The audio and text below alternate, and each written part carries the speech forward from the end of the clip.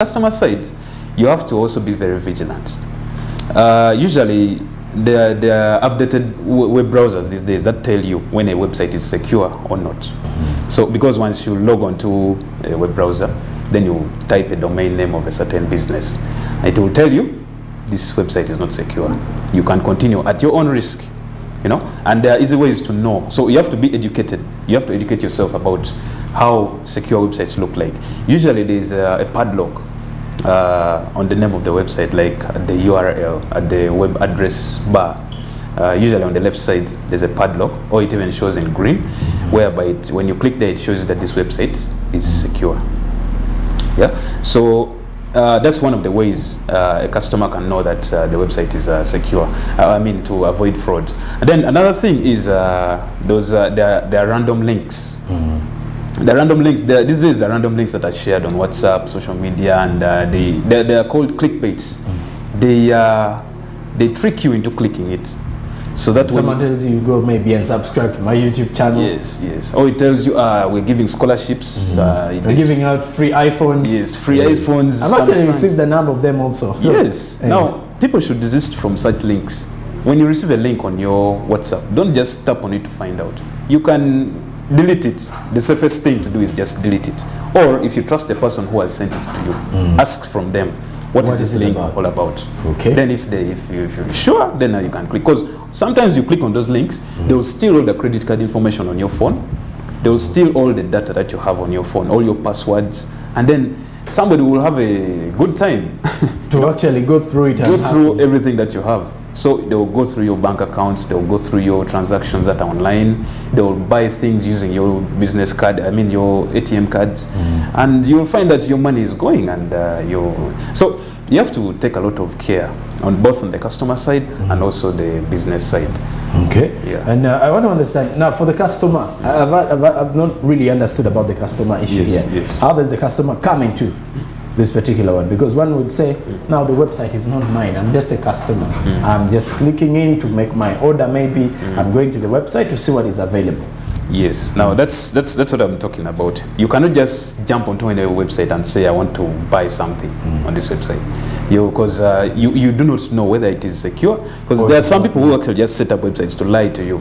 That I'm actually carrying out a business. Yes, now like let's say a ShopRite exited Uganda, right? So some fraud can think of creating a ShopRite website and tells you that, let's say, we are giving out the goods that were left behind.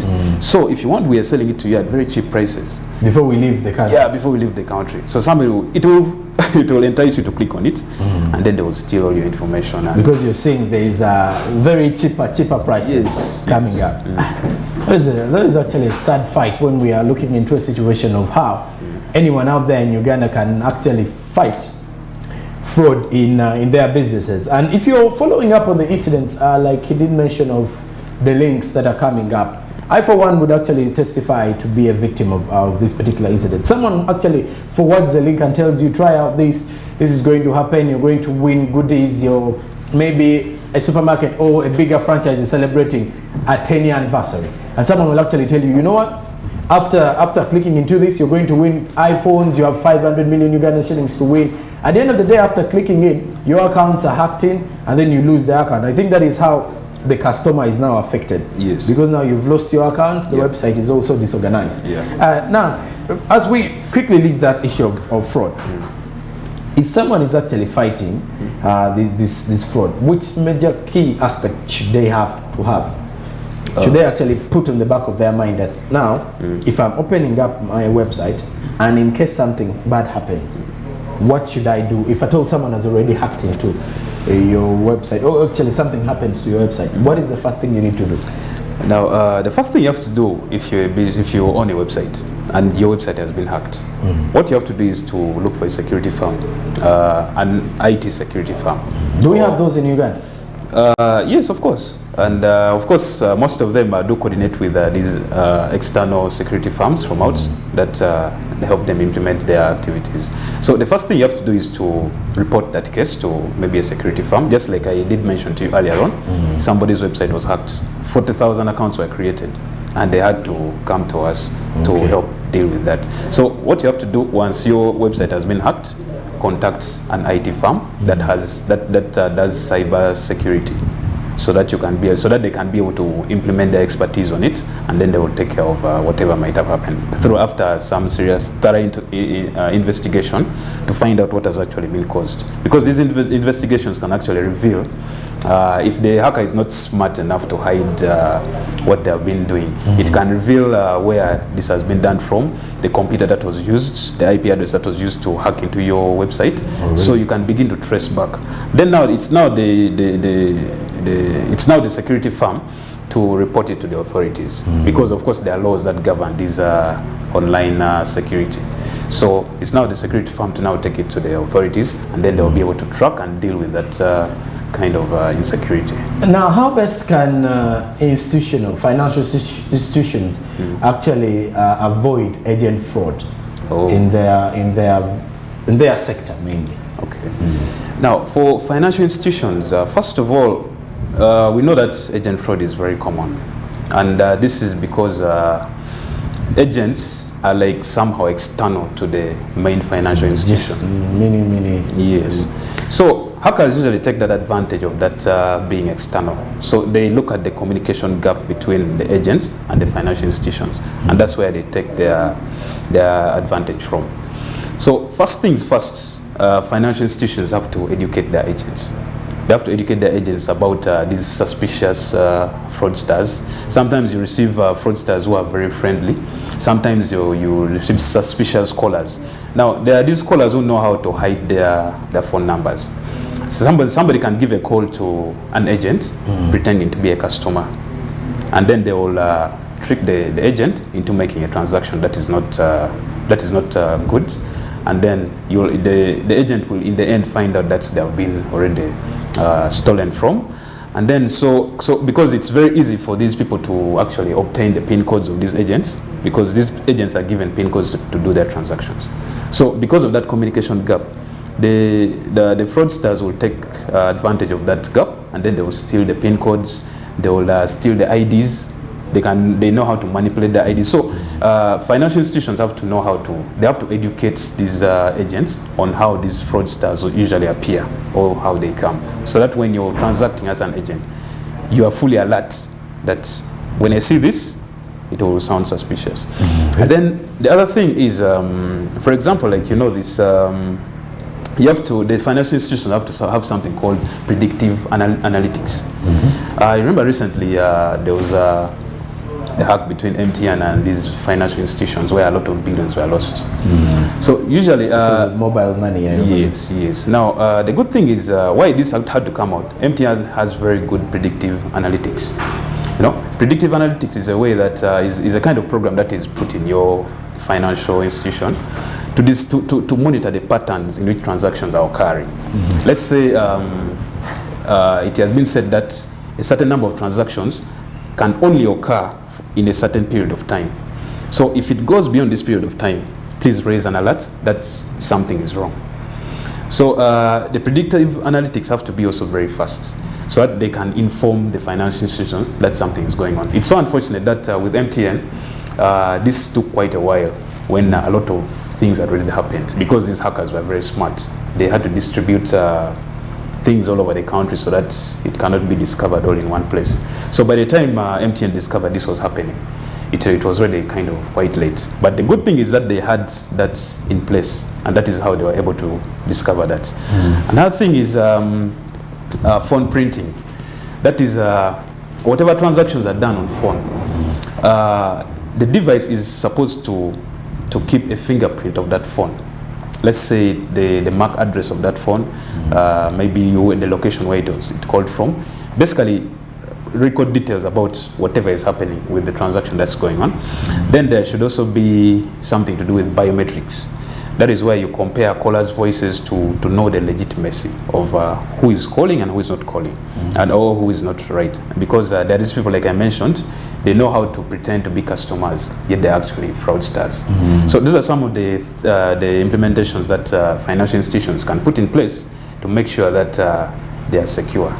And let's look at how also can people actually ensure safety how can these particular banks or financial institutions, and other entities secure safety of customers as they transact with financial institutions, more so in regards to use of online platforms? Well, the financial institutions have the responsibility to educate the customers or people who are transacting with them. They have to educate them to protect their credit card information and not just release it out there in the public, because they should not leave it saved on a browser. You know, these days there are transactions that are done online. And when you've entered your credit card information, the browser will prompt you to save, whether you want to save it so that you can next time just come and do the transaction without having to fill it in again. So it's usually not very secure unless you trust your computer or you're the only one that uses that computer. You don't have to have it saved on that computer. And then also another thing is these days there are antiviruses which help monitor internet security, you know.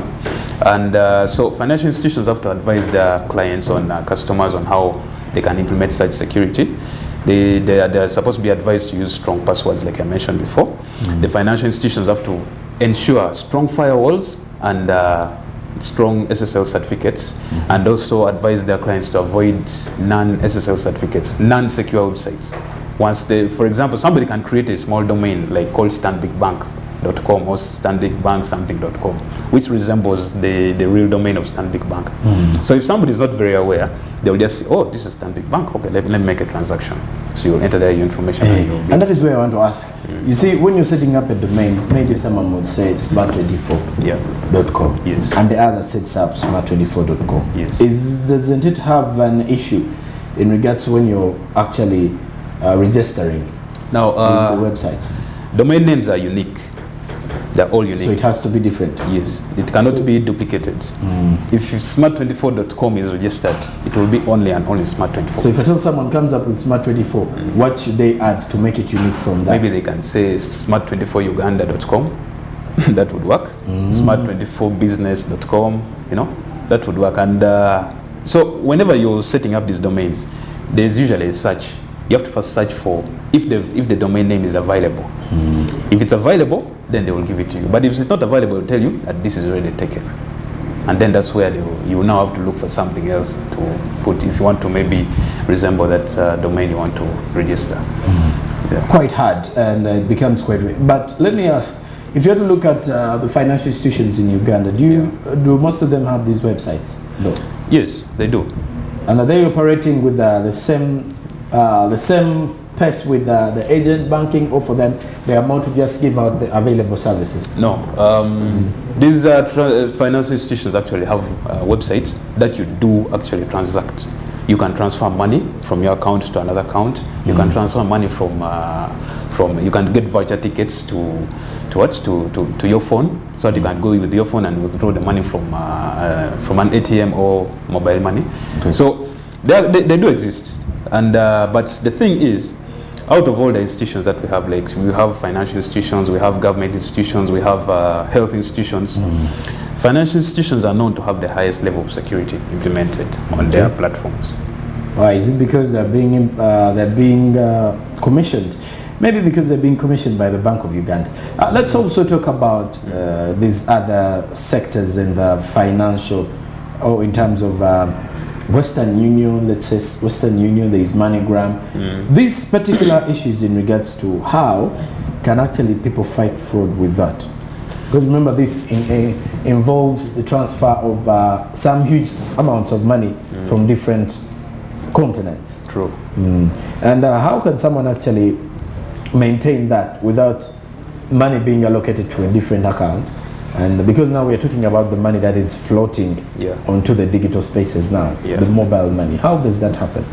Well, what one has to do is first monitor the process through which you transfer money from one location to another, or from one person to another. When you look at Western Union, they have a very secure process through which they do. It's actually very simple, but very secure, which involves a lot of identification, which has to be sent to the person who has to receive the money, you know. So you have to look at the procedure in which that money transfers from one place to another. It has to be very carefully and very securely done, so that it can be, so that the money can reach the intended person that it's supposed to reach. Yes. So for them, they follow up on the issue. Right now, Yes. breaking it down before we actually say, before we actually wrap up with the show. Yeah, sure. And where do you think is the business? Where do you think the business of the country is heading to? Because with the idea of digital marketing, e-commerce, and what have you, where do you think it is going? Is it more helpful to us as a nation to see that our economy moves to that angle? Yes, actually this is very easy, because at the moment we're in the middle of a pandemic, and this pandemic at the moment is dictating how the world is operating. You know, you realize that a greater percentage compared to before the pandemic has moved online. That is in terms of online transactions, businesses, in terms of education. You see more institutions have moved online. So I think it's the right path that we should take to go digital, you know. And the only thing that we have to look at is the security of these digital transactions that we're going to be moving into. Because the pandemic has already set the pace. So people now have to adopt. Whichever business is out there and maybe is currently not online, it might be doomed to suffer. So we have to take that direction and shift either fully or partially. There are businesses that have actually shifted fully online and they are operating. Already operating. Yes. So that is the right path that we are taking at the moment. To see that we are all moving there. Yes. Because now the issue here that we're actually discussing about is, what is the state of the internet security? Greatly, because one of the biggest worries that Ugandans have, or business owners in Uganda actually having, is starting up a business and setting up this website, which is okay in terms of marketing, and it will be helpful to you. But let's first even look at, before we even go far, let's first look at the sales turnover that come with this, because you did mention of the fact that there is an annual fee that someone has to pay for the website. But is it really profitable? Yes, it is. There's a great return of investment when you actually do invest in online business, compared to what you invest in developing or putting up your business. It's quite low compared to what you have in return, as long as it's implemented very well.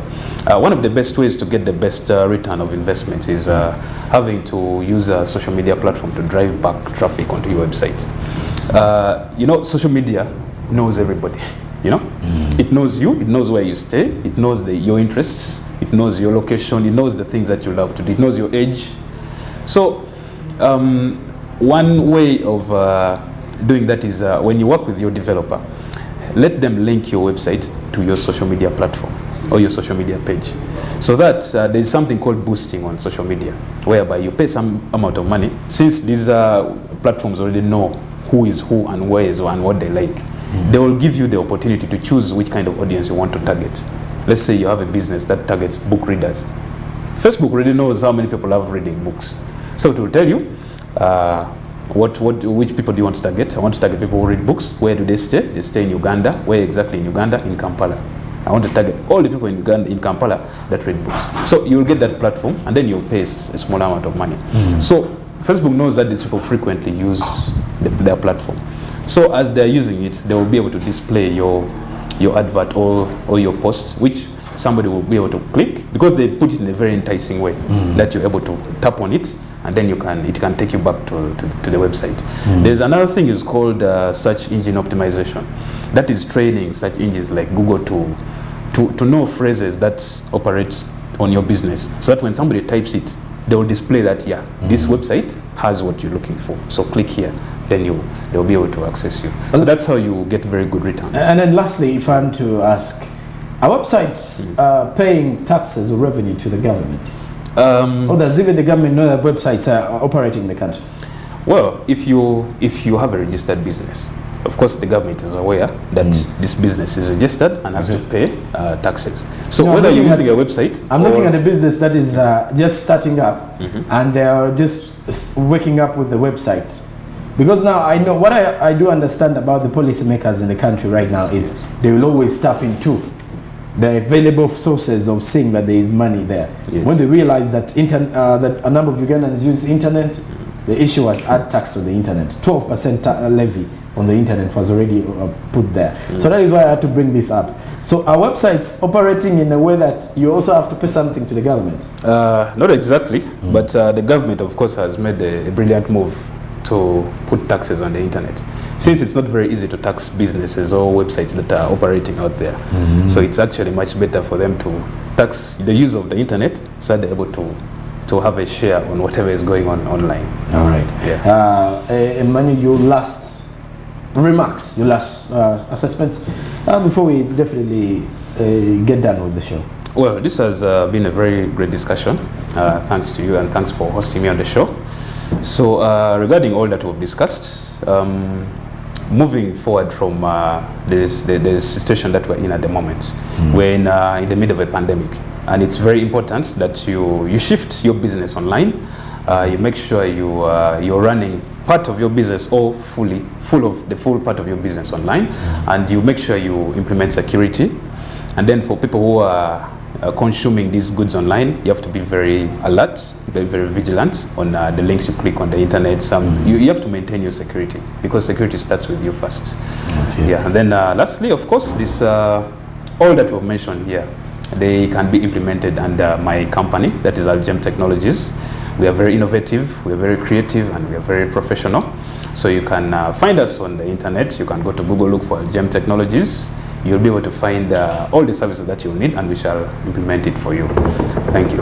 And Mr. Emmanuel Aliao here, is it Aliao? Aliao, yes. Aliao, because, okay. Yeah. So the pronunciation is a tick for me as well. And of course, for everyone who has actually been joining us, we've been discussing and digesting the fact of internet security in Uganda, and how you can actually fight fraud on the internet, and how you can actually use it effectively to facilitate your business, to run your business effectively in that particular aspect. And for those that have been joining us, it's thank you. We are still continuing, however, with Smart Mix Business. Let's head into a short break. When I return, I have latest in sports business. Keep it SMB.